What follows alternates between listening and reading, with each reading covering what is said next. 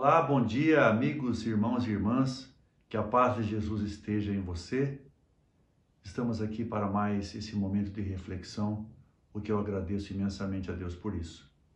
E eu tenho pensado muito a respeito dos dons e dos talentos com os quais as pessoas são agraciadas. Por exemplo, veja essa maravilha, essa obra de Michelangelo, é a Pietà. Ela foi concluída em 1499, uma obra realmente perfeita. Mas as Pietás não começaram a ser confeccionadas a partir desta por Michelangelo.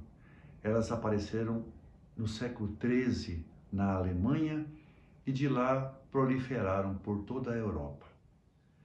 Elas buscam proporcionar ao cristão aquele poder místico de participar daquele momento mágico, daquele momento sublime do abraço da mãe em seu filho morto, no caso a Virgem Maria e seu filho Jesus.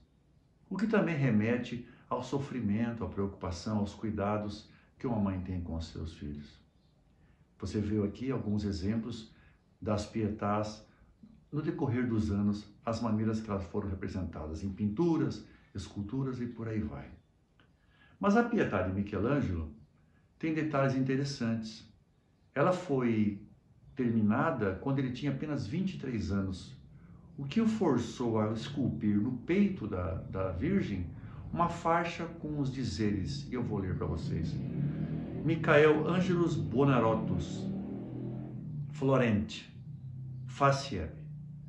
Isso traduzindo quer dizer Michelangelo, o florentino, ou aquele que veio de Florença, fez, porque ninguém iria acreditar que um jovem de 23 anos tivesse o dom, o talento de fazer algo tão bonito. Michelangelo, além de escultor, ele foi poeta, pintor e também arquiteto. É atribuído a ele alguns detalhes da Basílica de São Pedro, inclusive a cúpula. Depois de terminar a Pietà, ele voltou para Florença e lá ele foi incumbido de fazer uma estátua que ninguém estava conseguindo fazer. As pessoas abandonavam, os artistas não terminavam. E ele, ao contrário de muitos artistas da época que aceitavam encomendas, as pessoas, os nobres, os poderosos diziam: faça uma pintura minha dessa forma ou uma escultura daquela forma. Ele não quis fazer como os outros estavam tentando fazer, que era retratar Davi vitorioso sobre o Golias. Ele fez este Davi diferente. Momentos antes da batalha, com as narinas dilatadas, olhar firme, enfim, ele estava alerta e preparado para a batalha. A funda já estava sobre o seu ombro esquerdo. Essa estátua foi colocada em praça pública em Florença, e a decisão disso coube a vários artistas famosos da época, dentre eles Leonardo da Vinci. A única exigência é que a estátua, o olhar de Davi, estivesse voltado para onde era a direção de Roma. Hoje ela repousa, após passar por vários lugares, em um museu. Michelangelo também fez várias pinturas, muitas pinturas profanas e muitas sacras também, como você está vendo, como a expulsão de Adão e Eva do paraíso, Jesus como juiz e também até uma Sagrada Família.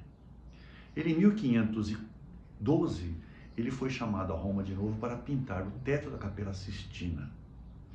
E em 1541, lá voltou para pintar o juízo final.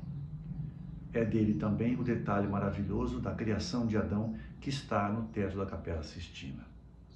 E nós vemos uma pessoa assim, como Michelangelo, e ficamos pensando: que dons são esses? Que talentos são esses? Mas é preciso, antes de mais nada, diferenciarmos o que é talento de dons. O talento é aquilo que já nasce com você, já vem geneticamente e que você pode ou não desenvolver no decorrer de sua vida. Dessa maneira, nós encontramos pessoas com talentos adormecidos em si, que não foram desenvolvidos, o que é uma pena e verdadeiramente um desperdício. Vale aqui também lembrar a célebre parábola dos talentos, na qual o patrão deu ao servo 5 talentos, que é uma moeda da época, para outro deu 2 e para outro deu 1. Aquele que trabalhou, que procurou desenvolver, ele conseguiu produzir mais. Aquele que deixou adormecido, infelizmente, não conseguiu progredir. Assim são os talentos que estão dentro de nós, que temos que descobri-los e fazer com que eles evoluam para que possamos colocá-los a serviço dos demais. É muito comum observarmos que a pessoa tem um dom maravilhoso para tocar violão, ou para fazer uma comida gostosa, ou para tocar piano, enfim. Já os dons são os dons espirituais que o Espírito Santo nos concede.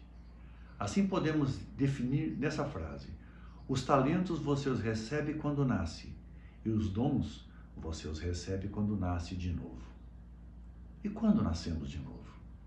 Nosso novo nascimento se dá quando reconhecemos a força do Espírito Santo agindo em nós, quando nossa fé ultrapassa todos os limites e torna-se inabalável. E também nós passamos a conhecer nos ensinamentos de Cristo tudo aquilo que precisamos e passamos a seguir fielmente. E os dons espirituais estão relacionados em várias partes da Bíblia. Ela está em Efésios, está em Romanos, está também na 1 Coríntios. Segundo os estudiosos, esta última, em Coríntios, é a mais completa, e eu vou lê-la para vocês. A primeira delas é a palavra de sabedoria. É a capacidade que o Espírito Santo dá a uma pessoa para oferecer um conselho sábio baseado na palavra de Deus. A outra, palavra de conhecimento. É a capacidade que o Espírito Santo dá a uma pessoa para ter um conhecimento especial sobre uma situação ou sobre alguém. Outro dom é a habilidade para profetizar. Não consiste necessariamente em prever uma situação futura, mas em proferir uma mensagem especial do Espírito Santo. A fé. A fé aqui não se refere a essa fé habitual que todo cristão deve ter na salvação, mas é uma habilidade sobrenatural dada pelo Espírito Santo para confiar plenamente em Deus em qualquer situação. O dom da cura, como o próprio nome diz, é a capacidade que o Espírito Santo dá a alguém para orar por curas. Operação de milagres é o dom que o Espírito Santo dá a alguém para mostrar situações sobrenaturais. E o dom do discernimento sobre espíritos é o discernimento que o Espírito Santo dá a alguém para que ele saiba quando uma mensagem vem diretamente de Deus ou de um enganador, como acontece muito, não é? O dom da variedade de línguas refere-se à linguagem espiritual, que o Espírito nos dá para a nossa própria edificação. E, finalmente, o dom da interpretação de línguas refere-se à capacidade de compreender o significado de diferentes línguas. A única maneira de edificar a igreja, através da oração em línguas, é se houver também um intérprete, é claro. A vida de Jesus mostra como é importante o uso dos talentos e dos dons para o desempenho de seus propósitos. Jesus, segundo conta o Evangelho, foi dotado de uma habilidade natural, um talento que ele desenvolveu, que foi a sua inteligência. Só ela pode explicar como um menino de 12 anos foi capaz de enfrentar de igual para igual os mestres do Templo de Jerusalém. E também foi essa mesma inteligência que ele usou para elaborar maravilhosas parábolas e conseguir os ensinamentos que ele passou a seus seguidores durante a sua vida. Não podemos também nos esquecer que foi a sua inteligência rara que fez com que ele conseguisse se desvencilhar daqueles que tentavam confundi-lo com propostas e perguntas bastante capciosas. Mas a Bíblia também mostra que Jesus não teve apenas talentos, habilidades naturais. Ele foi agraciado com muitos dons espirituais, explicados e demonstrados através de curas, fazendo com que paralíticos andassem, cegos enxergassem, leprosos fossem purificados e até mortos ressuscitassem. E por intermédio do Espírito Santo, meus amigos, irmãos e irmãs, o mesmo pode acontecer conosco. Vamos voltar a Michelangelo e os talentos que ele tinha. Eram talentos ou eram dons? Eu agora acho que fica muito mais claro explicar que eram talentos. O mesmo talento que você, que é professor, que desenvolveu esse dom de ensinar e faz com tanto amor com relação aos alunos que estão sob seus cuidados, os jovens que serão o futuro de amanhã. Da mesma maneira, o talento que você tem para cozinhar, por que não?